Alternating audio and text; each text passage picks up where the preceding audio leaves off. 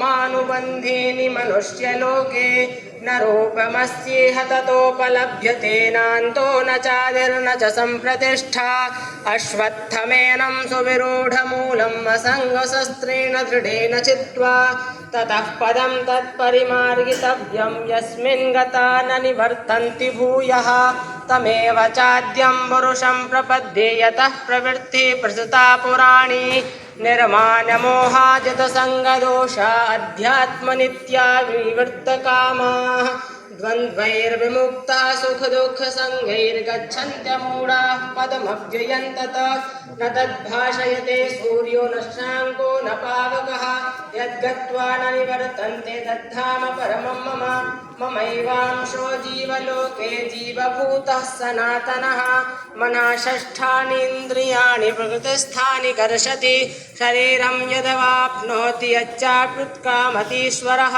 गृहीत्वैतानि संयाति वायुर्गन्धानि वासयात् श्रोत्रं चक्षुस्पर्शनं च रसनं घ्राणमेव च अधिष्ठाय मनश्चायं विषयानुपसेवते उत्क्रामन्तं स्थितं वापि भुञ्जानं वा गुणान्वितं विमूढानानुपश्यन्ति पश्यन्ति ज्ञानचक्षुषा।